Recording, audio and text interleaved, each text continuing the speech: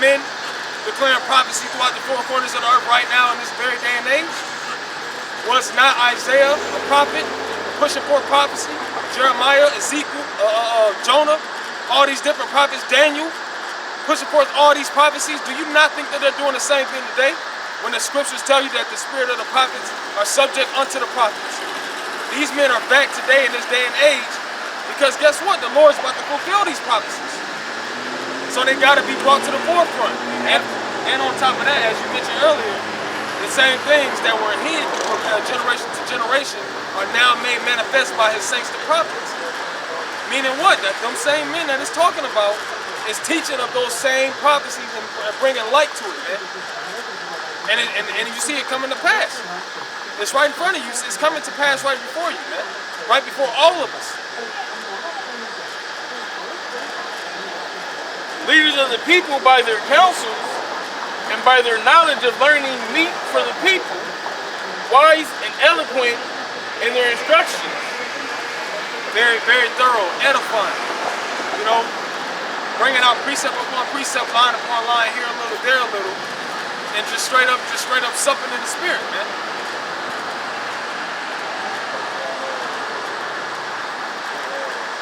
That was it. You had YAHAWASHI, I believe, and then you had precept. This is Colossians chapter 4, verse 5. Walk in wisdom towards them that are without, redeeming the time. Yep. Going back to what? This that time to wake up. Going back to what? That's what we're out here for, man. Walk in wisdom towards them that are without. Without what? The scripture, the spirit. Alright? Without that gift of grace. Because it's not like we just woke up one day and was like, oh, I'm a Hebrew Israelite. Like, no, we ran into a video or ran into a brother that was on the highways, or ran into somebody that was talking about it or something like that, man. Alright? But this is that proper way to do it.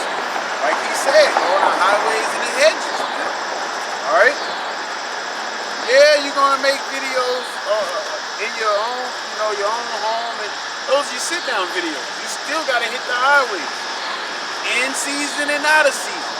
All right, we be out here through YAHAWASHI every season. How you gonna take a whole season off, which is pretty much 3.5 months, and call yourself indoors? What do you think? 3 months, I'm gonna go inside. What about, you gotta remember, everybody don't know how to work a phone, everybody don't know how to work a computer, everybody don't have a phone or have a computer. Alright? So yeah, YouTube is definitely a major avenue to get this word out there, but that's why you record your videos and put them on YouTube so the people that's riding by, alright, they probably don't got access to the library, you know? Because you can't just sit there and be like, well, they can do, no, man. The Lord said go on the highways and the hedges for a reason, because it also goes into what? Romans 12:1, make your body a living sacrifice. Alright? You gotta think, like they wasn't coming, well, back then, wasn't no internet. You know what I'm saying? You had the synagogue where you knew where to go to hear the word and stuff. But they was also out there, going to this church, that church, speaking in this place and that place. Alright, so when people walking by, they like, yo, what's going on? But it was a little bit more familiar back then. Alright? Now it's like the only way to make it is if you go to church. Nah, man. We were just talking the other day about Paul's journeys. Yep. You know how he was going from city to city to city. Over 3,000 miles, man. That's the span of the whole United States. And it's different today because the apostles did the same thing through the internet, but how did they do it? They did it on their corner. At their little spot in New York, spread all over the world. By enduring. But if they didn't go out to the people, it wouldn't have been how it is now, man. But that's how their elders taught them. You know what I'm saying? So that's all they knew. So that's all they did. They was recording because they upload older videos that they had. You know what I'm saying? We had the date and the time and the hour, They uploaded some of them videos. You can see the head apostle that the discolor, the different color in their beards and their hair, that they've been in this for a while. Young man. All right? Yeah, exactly. You know, I remember that video of Apostle Tahar breaking down Genesis, the first chapter. You know, had black beard, black mustache, black hair, but now all of that is great through wisdom, man. Ain't the stress of the world. You know, to keep it 100. But hey, it just goes to show you that's endurance, man. When they can look back and be like, man, I remember when it was like, like, you know? It's like, Verse 6. Let your speech be always with grace, seasoned with salt, that ye may know how ye ought to answer every man. yeah, so that's why, hey, you gotta do your studies. You gotta make sure you know what you're talking about. So when people have a question, you can let them know. Now, of course, if they be like, well, who was the 5th president of Iran or something like that, you know, like, hey, I can figure it out, but, you know, we're not even out here for that anyway. You know? Now, don't give an answer that you don't have, but at the end of the day, it's about giving them that ministry of reconciliation. You know, reconciling them to the Heavenly Father, letting them know who they are. All right, what this represents and who our power is, man. All right. How can you read in the scriptures about how the men of the Lord was hated and persecuted and thrown in jail and discredited and all of that, and then you come up to us and say that we're wicked or we're evil cult and this and that, but then you give respect to the guy in the gay clothing that's in the church, you know? And everybody loves that pastor because he's teaching a doctrine of love. But the scripture tell you what, woe when you are loved. You know, roughly paraphrasing, because that's how they did the false prophets back in the day. Yeah, Isaiah 30, you know, preach not unto, speak unto us smooth things. You know, they don't want to hear the prophecies. They want to hear a prosperity doctrine. But that ain't what this is about, man. This is about truth's sake. All right. What is mightier? Is it the king? Or is it wine? Or is it women? And the truth came out, shit, all of them. You know, but truth is overall, man. Okay? Truth is overall.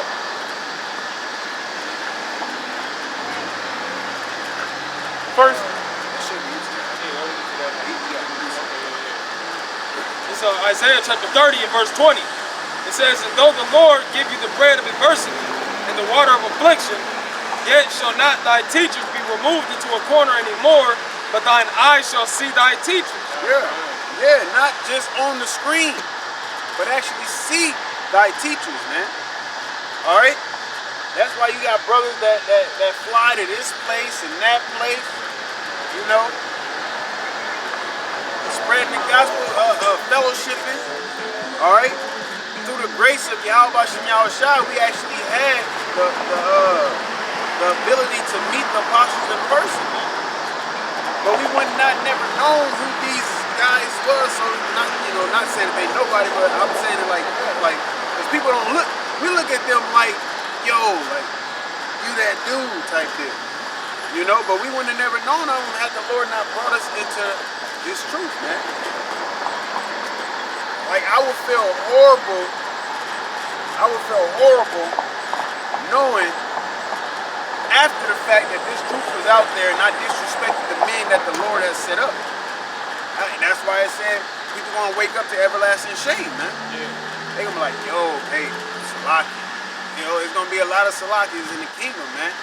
But then, you know, then I'm like, man, hey, what had to be done is already done. You know what I'm saying? And we all gonna be able to live in peace, man. Finally, you know. But like there is now, like there's always been, there's going to be a ranking system. It says, and thine ears shall hear a word behind thee, saying, this is the way, walk ye in it, when you turn to the right hand and when you turn to the left. You Jeremiah chapter 16, verse 16. Behold, I will send for many fishers, saith the Lord, and they shall fish them. And after, I will send for many hunters, and they shall hunt them from every mountain and from every hill and out of the holes of the rocks. Yeah, so we're out here to do what? We're out here to reconcile you to the Lord. That's the fishing. All right, what's the bait? The scriptures. All right, the truth, man. At the end of the day, because you can go to church bait you in by what? All love doctrine. Everything's gonna be all right. You know, you can do what you want. Come and get this $5 catfish dinner. You know what I'm saying? Like, no, we ain't got food to give you, but the scriptures. We ain't got drink to give you, but the scriptures, man. That's all we got to give you, because that's all the Lord told us to give. Man, Jake like the front. In church, there's nothing but a medium to the front. Because all during the week, you do all manner of wickedness, eating all kind of abominable food, and then you put on that big hat and grab that big Bible, and you go to church, and then you clown, you know. But if you look at it, it's not even a front, because they're already saved. So what was throughout the week? Now, front in church, of course, but throughout the week, why am I gonna? If I'm, you know, what I'm saying, the average Christian, why try to keep the laws to my best ability if I'm under grace? Yeah. You know what I'm saying? Why am I gonna try not to eat pork if I'm under grace? You ain't got to do that extra. Yeah, you ain't. You already did the extra. Because here it is. You know what I'm saying? Pork, it causes high diabetes and all of that. High blood pressure, diabetes. And Jacob know that, but Jacob want to eat it anyway. Because it's all that they know. You know what I'm saying? It's all that they know, man. Yeah, but hey, man, my health this, and I went back to the hospital, and like that day we was out here, they was having a little, I think it was Omaha Day, matter of fact, and I went to go hug that older lady. She was big, bro. Like, she was big, but she got sick. High blood pressure and some other things, you know what I'm saying? Which a lot of that formulates from the diet, man. You know, you got inflammation and heartburn and obesity. All of that comes from diet. Headaches, stomach aches, and gas. All right, all of that is part of your diet, man. That's why the Lord gave us a proper diet. But even within that proper diet that He gave us, you don't overdo it, man. All right? Yeah, you can eat chicken, but you eat too much meat, you feel heavy. You feel it can make your stomach queasy. All right? That's why. Hey, remember what happened with Daniel? He said, "All right, go ahead, feed them the king's meat, and just give us no vegetables. We're gonna eat vegetables." Because sometimes you gotta take a break from that shit, man. All things gotta be done in moderation. Okay? You sit here and read the Bible all day, look up that, you're gonna blow your brain up.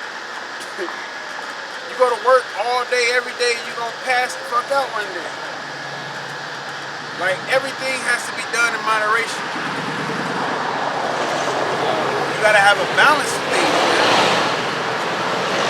So Ecclesiastes chapter 37 and verse 29 says, "Be not insatiable in any dainty thing, nor too greedy upon meats. Yeah.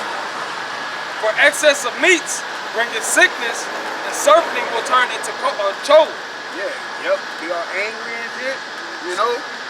Like, cause I know some, that's why I don't really like drink beer like that, man. Cause beer makes me get all bloated and I just feel full for like forever, man. You know, I have one or two, but you got people that be smashing 6-packs, smashing 12-packs and shit. It's too much. You might as well eat 3 loaves of bread a day. You know, but hey, that's why it's not, even with that, the Feast of Unleavened Bread. You know, eating without yeast, yes, commemorating us coming out, but you're taking a break from that yeast. You fasting and increasing the spirit. You're taking a break from food. You're taking a break from sex. You're taking a break from drinking. All right? All things got to be done in moderation, man. That serpent just means overindulgence.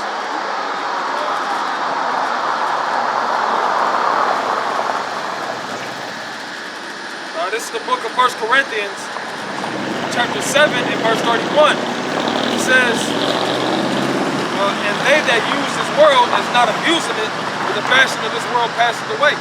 So there are certain things that the Most High gave us that are profitable, things that are righteous, but it says don't use this world as abusing it. You know, like the brothers going into being moderate about it, man. You know, hey, that's why I said don't eat too much honey, because what? It brings bitterness, you know? Hey. So, yeah, listen to that precept. That's pretty much all I had. Give me a minute. All right, go ahead. It's 1 Peter chapter 4, verse 17. For the time has come that judgment must begin at the house of the Most High. Yeah, which is YAHAWAH, man. Starting with the ones who know. Starting with the ones who know the truth, man. Because you're held more accountable because you know. Can you grab that? No, I think it might be 1 Peter 4 and 17. So him that knows to do good. Oh, that is? Oh, it's coming? Okay, never mind. Probably James.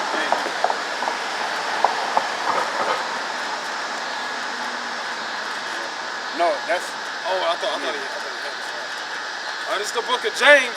No, I called for 1 Peter 4:17, but he's reading 1 Peter 4:17. That's why you like, oh, that James. I was like, yeah, that James. I was like, he looked up like, why did I read?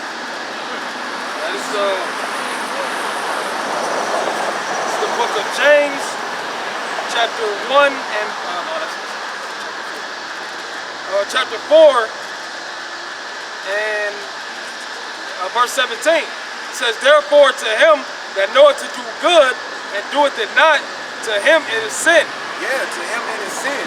Not saying that if you don't know what you're doing that it's not sin, it's still sin, but if you know to do good, it's held more accountable to you, man.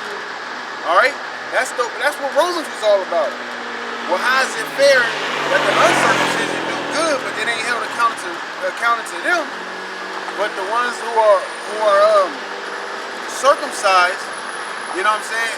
If they don't do good, it's held like either way.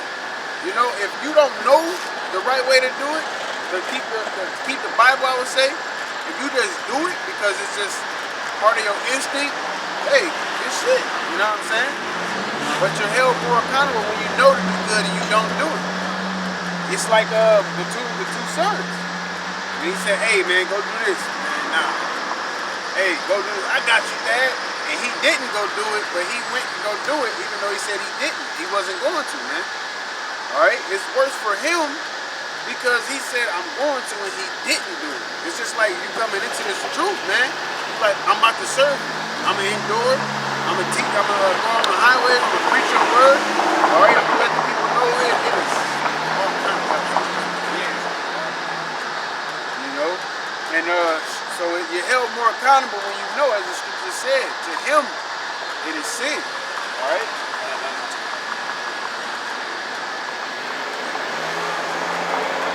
1 Peter chapter 4, verse 17. For the time has come that judgment must begin at the house of the Most High. And if it first begin at us, what shall the end be of them that obey not the gospel of the Most High? Exactly. Obey not the gospel of the Most High. And the reason now everybody is going to get their chance to serve the Lord. But if the Lord ain't got their spirit into serving them, then they asked out, man. So those are the ones who are not going to obey, as well as the ones who was in this and fell out back into the world. All right, because you're not obeying the Lord by turning your back and doing His work.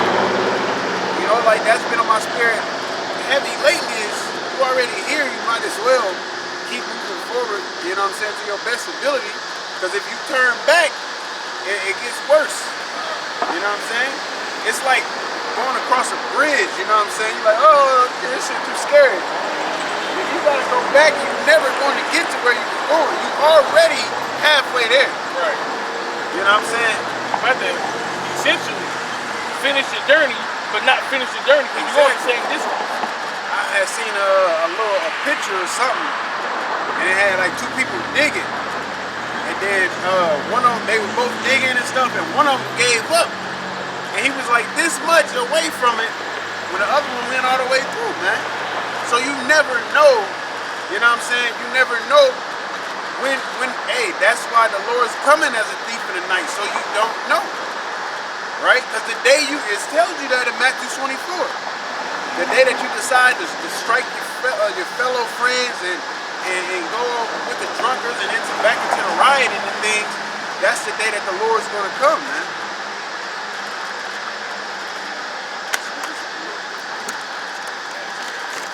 I just hate when my feet, half of it on this, is like too much pressure on me.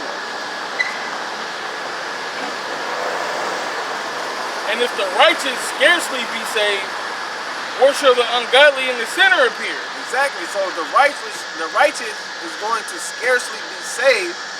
So the ones who just doing what they want to do, or the ones who don't even believe that there's a heavenly power, all right, what's going to happen to them? They really going to get it, man. Okay? They really going to get their head.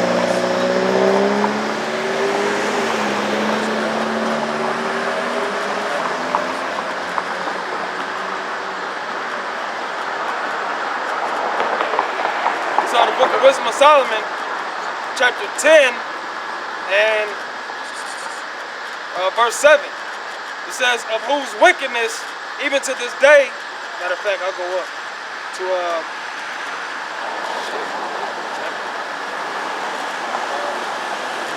gonna start at verse 5. It says, moreover, the nations in their wicked conspiracy being confounded, she found out the righteous and preserved him blameless unto the Most High, and kept him strong against his tender compassions toward his son. When the ungodly perished, she delivered the righteous who fled from the fire which fell down upon the 5 cities, of whose wickedness, even to this day, the wasteland that smoketh is a testimony, and plants bearing fruit that never come to ripeness, and a standing pillar of salt is a monument of the unbelieving soul. So that's what? Looking back when you're not supposed to.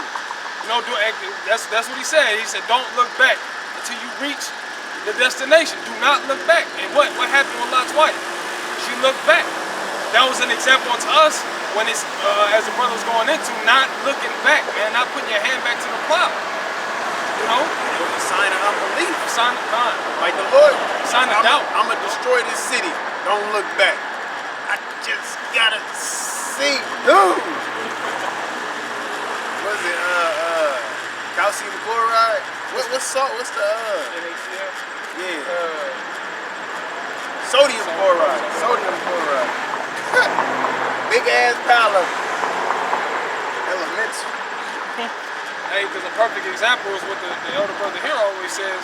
You know, as far as when we're working, you gotta believe. Like when the Most High says to do something, even if it don't make sense, do it.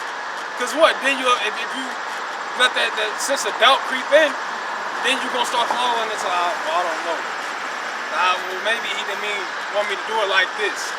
Yeah, and then guess what? You'll end up not literally a pillar of salt, but you'll end up going backwards, man, back into the world. Yep, bit by bit. That goes into that Sirach when it says putting by little things, man. He that contendeth little things, you know, or small things, it says. So everything counts, man.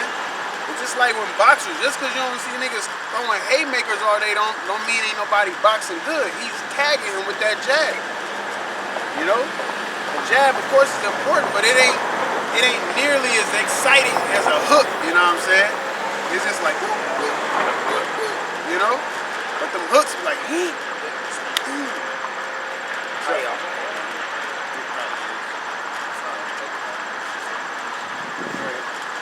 Second Ezra chapter 9, starting at verse 13.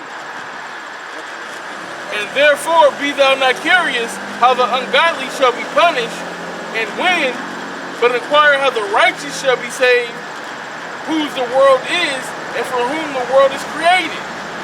And that's what it comes down to, man. Alright? Because here it is, Ezra was so focused on the wicked, and he wasn't even worried about him being part of the righteous or the ones who actually going to make it, the ones who actually going to benefit from the zeal that he had, man. All right, because he had pretty much had a zeal of salvation, wanted to save people. You know, but the Lord's not into that. He's not into saving everybody. All right, he's just not into saving everybody. Then after I have said before, Hey, and even in the sense of that, he wants to, he wishes he could, but he is part of his program from the foundation of the earth. And he ain't gonna turn back from that, you know? Go ahead. I have said before, and now do speak, and will speak it also hereafter, that there be many more of them which perish than of them which shall be saved. Here's point blank, man. Just like with the Noah situation. There was a whole lot more that perished than that was saved, man. There were 8 people out of everybody that was on the earth at that point in time. Not saying that it was 7.5 billion like it is now, but it wasn't just 10 people where 8 made it and 2 died. You know what I'm saying? Like as a wave is greater than a drop. Yep. A wave is greater than a drop. And you just put something into perspective, you know, because a lot of the same people that wholly believe in the Most High flooding the earth and saving Noah and his sons and their wives, they're the same people that don't believe that the Most High can bring destruction. You know, which is like, come on, man, put it together. The Most High wiped everybody out. Why? Because they was unrighteous. They was doing everything evil under the sun. And then on top of that, he had Noah set up, and Noah was warning them for like 100 something years. And they still didn't listen. So guess what? The Most High destroyed their ass. Now it's all of that back over again. All right, since there's a lot more people on earth, I would say, there's going to be a lot more people that's going to be saved, man. But it still has a drop to a wave, you know? It still has a drop to a wave, all right? So that same aspect is there. It's just the Lord saving more for the program that he got now, all right?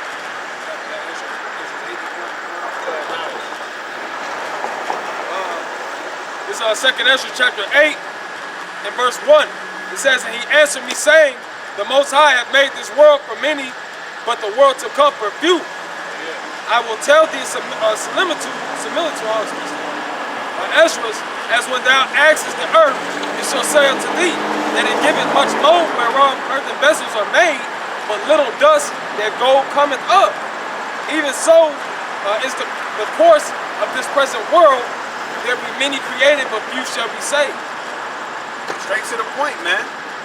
All right, so all of the people that you ever known, names you've known or forgotten, or faces you've seen, all of that, you gotta look at it like either you're gonna make it or you're not gonna make it.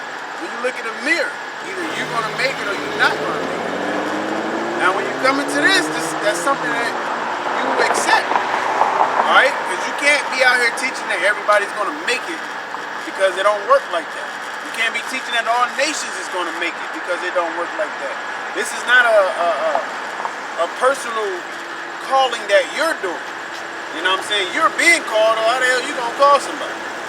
No, you're being called, so you do the work of the person who's calling you, man, which is the Most High. And you do the program how he told you to do it.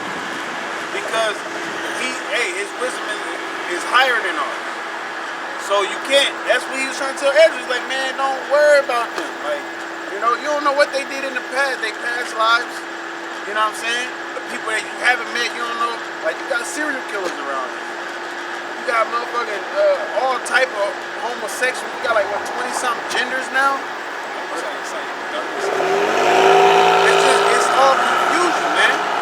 So you telling me you're going to be able to go to them and tell them that, look, the Lord's coming back, get right. You know what I'm saying? Some of them might convert, but overall, there's more wickedness and more wicked people in this earth than there are righteous, man. And that's why the salvation is coming to the righteous. You don't get to do what you want all your life and still get salvation. What's the point? What's the purpose of life then? Hey, can we get that? And it might be 7. 2nd Ezra 7, like 54. I'm gonna go with 54. No. That's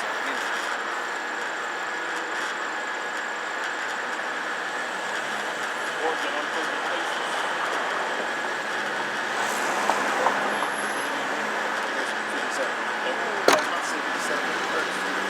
2nd Ezra chapter 7, verse 57. Matter of fact, probably. Yeah, matter of fact,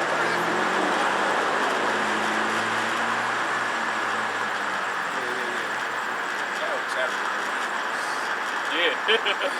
Pretty marked up, my brother. so much goodness. 2nd Ezra chapter 7, verse 53. And that there should be shown a paradise whose fruit endureth forever, wherein is security and medicine, since we shall not enter into it, for we have walked in unpleasant places, and that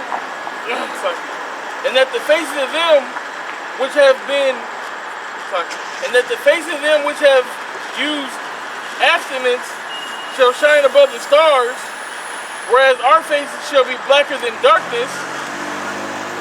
For while we lived and committed iniquity, we suffer not that we should begin to suffer it after death. And a lot of people don't realize that. Now, luckily, this is the last life, so to speak. You know what I'm saying? That you would have to, that YAHAWAH, because that's what it's about. This is the last life that YAHAWAH will have to sit in oppression, in depression, be on the bottom. Like the Lord is about to restore us, man. But a lot of people, that's why they say YOLO, you only live once. I mean, you only live once and stuff. Like, nah, you don't. You know, like you just said, you don't think that after you die, you're gonna have to, you know what I'm saying? I just lost my train of thought. After you die, you're gonna be persecuted, I would say, for what you did in that life, because you're gonna come back, and when you come back, that's when those judgments are gonna be hitting you.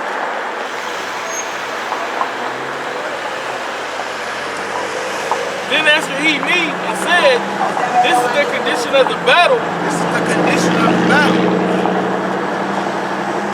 Which man that is born upon the earth shall fight. That if he be overcome, he shall suffer as thou hast said. Overcome by what? Overcome by evil. Then he's going to suffer. Like, because once you read in the chapter, he was speaking about the things that's going to happen, man. All right? If he be overcome by evil. So that, like, going back, like, how do you get to do whatever you want with your life if you got to overcome evil? How do you overcome evil? By not being wicked. How do you not be wicked? By keeping the law, statutes, commandments to your best ability. How you do that? You're serving the Lord. You love the Lord. That's how you show your love towards the Most High, YAHAWASHI, man.